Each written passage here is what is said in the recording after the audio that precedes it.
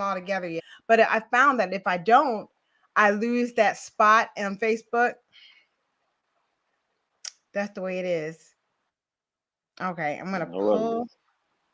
up my thing here so I can have my questions.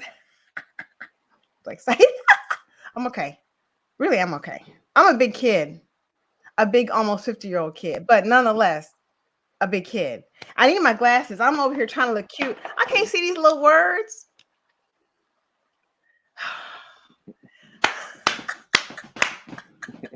Okay, first of all, okay, so should do should I introduce you as Jaleel or the real Leo?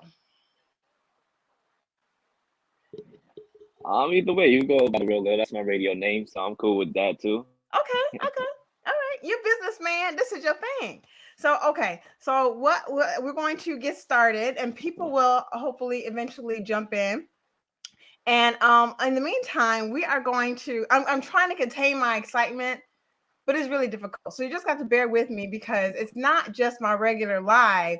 I might potentially be talking to hosts, but I'm trying, but I'm just speaking into existence.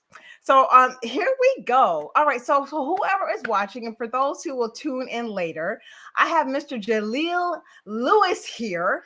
All right, and the cool thing about this, I don't know, I'm a music lover. I listen to Steve Harvey because I'm a little old school, but I'm also old school hip hop.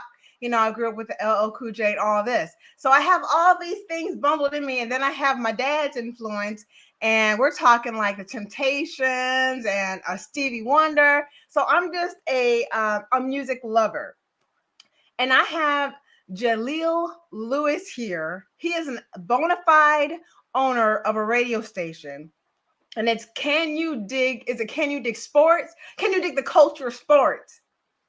Did I get it? It's a Can You Dig network, but we have two stations: Can You Dig Sports and Can You Dig the And Culture.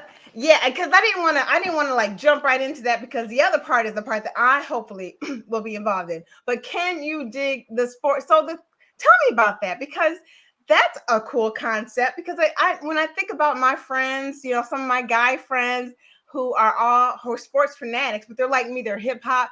You know what I mean? They're like R&B. I That is ingenious. Like, how did in the world did you come up with that?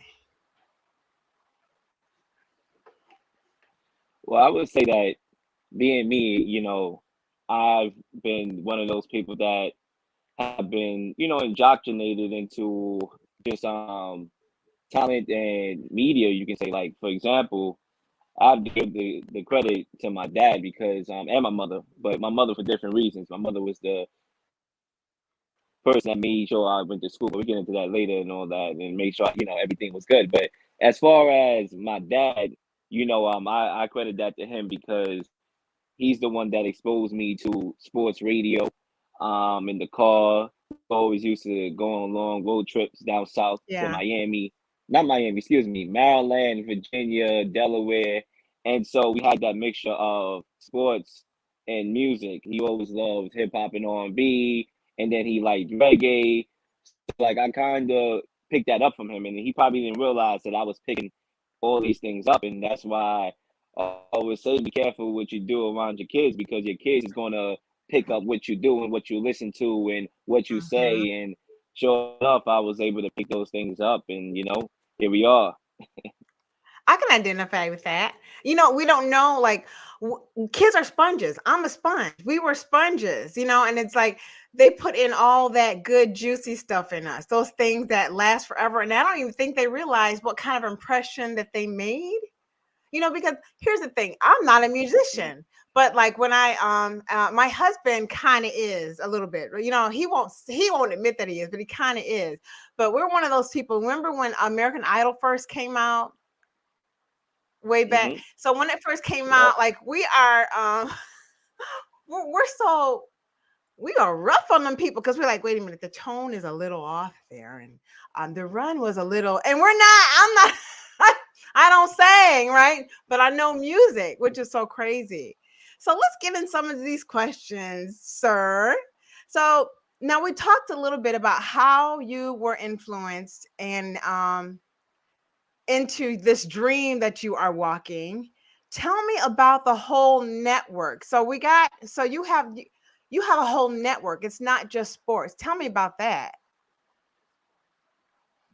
Yeah, so the Can You Dig Network is, a network full of talented people all across the corners of the earth. I like to say we have people from all over America, outside of America, Vancouver. You go down the list, Florida, Texas, New York City. That's where we based out of. That's where I'm from, and we have a lot of people from all over, and we have a lot of dope personalities and a lot of dope shows. And one of the things we want to do is revolutionize the game of media. I'm one of those people. I call myself jokingly, but I kind of live it, Lishadamas, almost like a prophet.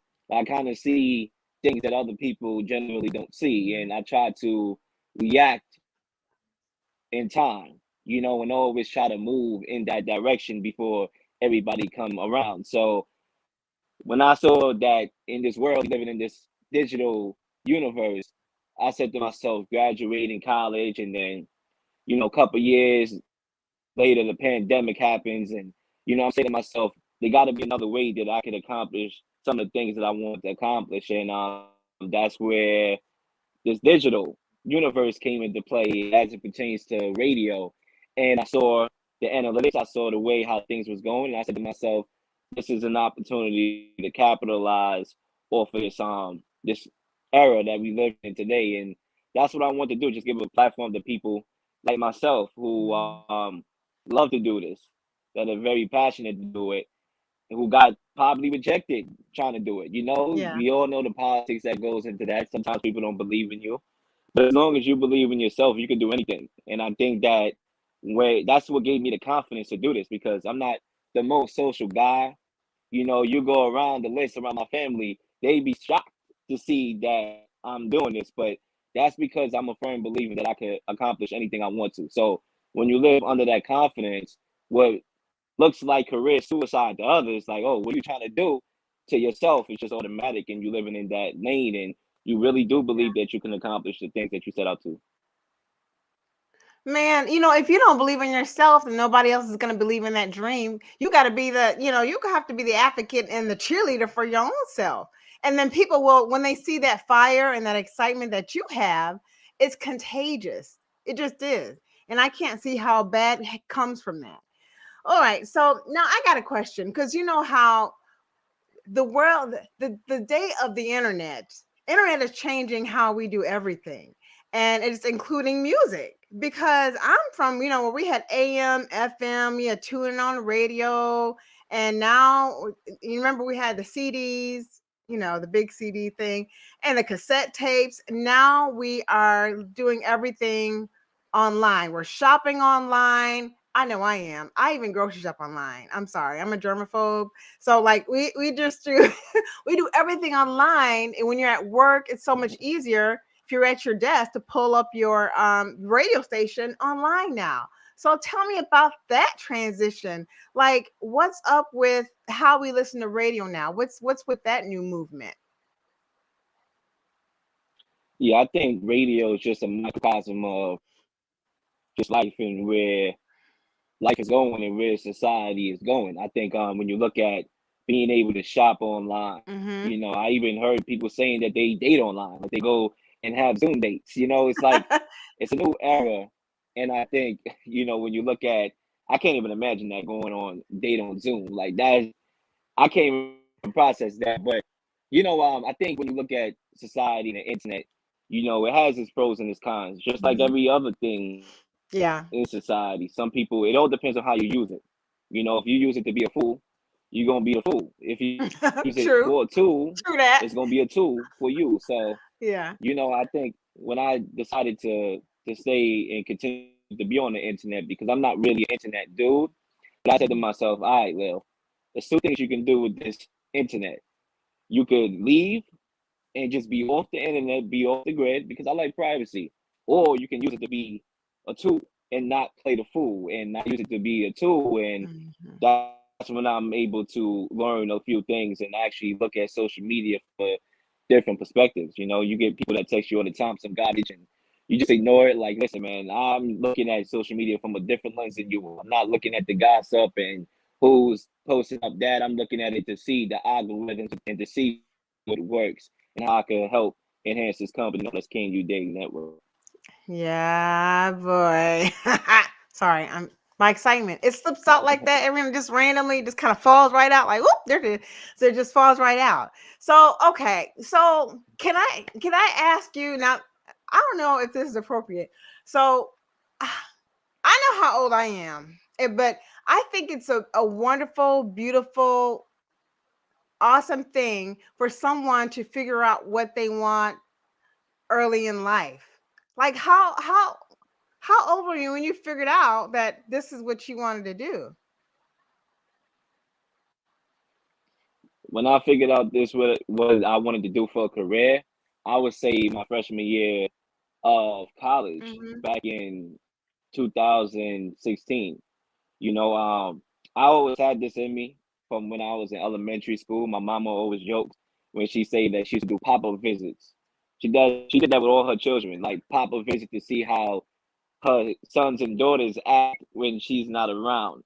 Yeah. So she did a couple pop-up visits to my elementary school and my middle school, and she always used to see me talking about sports and arguing and debating with somebody about sports. And you know, that I just always had that in me. And I guess when I got to college and I'm trying to figure out exactly what I want to do and kind of figure out the person that I want to be along with that, that's when I said to myself, well, this is something that I want to do because Mhm. I really love doing it. And I have to give credit to a lot of people surrounding me because they the ones that told me, yo, you be good at this. You should do this. So you always need those angels around you to kind of egg you on and kind of give you that boost of confidence to go out and do it. And I think that's how it came along for me. And once I realized this is something that I wanted to do, it was no holding back. It was like I want to accomplish this and nothing else. And I live by that mindset all these years that I'm going to do it and I'm not going to take no for an answer. If nobody wants to hire me, then I'm going to hire my damn self. And, I love you you. know, it's just nothing could stop what I'm trying to do unless, you know, Yeah. God or, you know, any individual power say, you know, otherwise. But, Hmm. you know, I know what I got to do. So I'm trying to do it. Okay, that is. But yeah, if you, you know, if you want to know my, now go ahead. What, say again? No, I mean, if you want to know my age, I'm in my 20s. You know, I'm in my 20s. I'm a young cat and I'm a young dude with an old soul. A lot of people, they don't really, they can't tell I my can dig age it. because I can tell they that. always say I have an old soul. You do. I Yeah. mean, just in the few minutes that I've been around, been here with you, but that goes. That's a beautiful thing because you get to live your dream longer than a lot of us who figure it out later in life. You know, I'm from the group of people who were kind of groomed to do what is expected, what is normal, or what is safe. And so it took Hmm. me a long time to figure out, but I am miserable, and this is not natural. Like, this is just not natural. And so sometimes you have to kind of go against the grain, and you realize when you do that, then you're really living. Then you're just really living, and like, I could do it for free. You know what I'm saying? It's like I could just do this all day. And it's also good for if you have kids, like I have kids, to see me walk in that dream, because if I'm showing them, you keep living, you keep thinking whatever it is you want to do, you could do this. So I totally get that. And now you talk about your mom a lot. Was she one of your inspirations as well? How you're why you're so passionate about what you do? Yeah, I would say my mom from the standpoint of just raising me in a good environment and Hmm. not showing some of the things that she wouldn't want me not to see or to see. You know, Yeah. she always was the type of person that was like, "Let go to school, get an education," and she just pushed me. Like without her, like I wouldn't be here because she the one that pushed me. You know, I'm from Brooklyn. There's a lot of influences that can happen as a young teenager, black teenager at that, growing up in Brooklyn. You Hmm. could either sell drugs, You can either go to jail at a young age and get into all that foolishness. But because my mom sent me to Catholic school, she was able to pay for me to go to Catholic school, so I won't have to go to public school and kind of be at first hand an eyewitness view to all the bad and negative influences. She paid Mm-hmm. for me to go to school, so I kind of got grounded over there when I went over there. And because of my background, I was able to be successful, I would say, because it's not like I am a person that's smarter than the next person in the room. I just think that some people don't have the same opportunities that I have, and I'm not ashamed to say it. I'm not one of the people that try to make my story sound even bigger than what it is. I mean, my story is a big story. It's a very big story, but I also highlight people that are important that help me too. Like I don't say, well, I came from the mud, da, da, da. Like it's Yes. like, yeah, I worked hard, but because of my mom being able to have a nice plate when I come home from school, being able to have my uniform, being able Mm-hmm. to, Mm-hmm. just be grounded. That's how I was able to just keep a head on swivel, and then everything took care of the rest, and I was able to grow into the individual that I'm still growing to be, Yeah. and hopefully that I plan on being. Oh, you're there. I mean, I think you're there.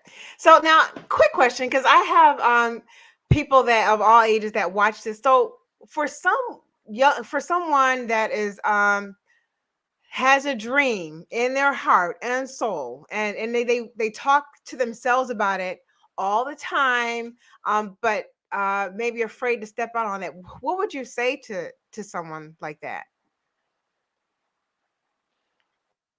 Oh, I think that the world is yours. Like I feel like a lot of people. I look at it like this. I notice, especially now, that society is very difficult. Hmm. There's a lot of pressure just being born here in America. You're going to go through some tribulations. You're going to go through some tragedies. You're going to probably get sick at some point in your life, like just the way how life operates. Yeah. And so, with all those negatives, I just feel like you need to go out and do what you want to do in life. Just to try Yeah. to please anybody else, but please yourself, because at the end of the day, you only here for a certain amount of time, and life is borrowed because you're not promised tomorrow. So you're living on a borrowed life. You're not living on a life where it's eternity. It's borrowed. And so what do you do with that borrowed time here on this earth is ultimately going to shape who you really are in your story that's written. And I want my story to be written as an individual who chases goals, created generational wealth for his family, and help others. And that's always been the kind of story that I wanted for myself. And I don't see my other story being anything otherwise, because at the end of the day, I realize these things, I realize the challenges, and I'm here, you can say, on a mission. Yeah.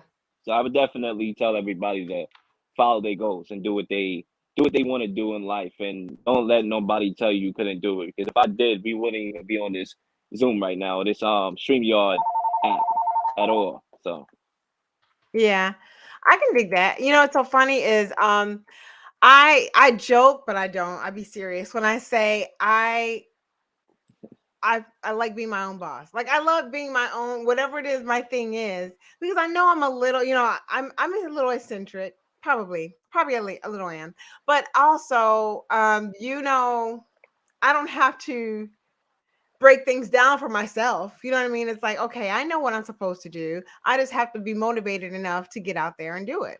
That's what it is, too. A lot of us walk in fear of doing things great because we're afraid of failing. We're afraid of the unknown. We're afraid that if you actually get out there and do it, how are you going to ever know if you don't try?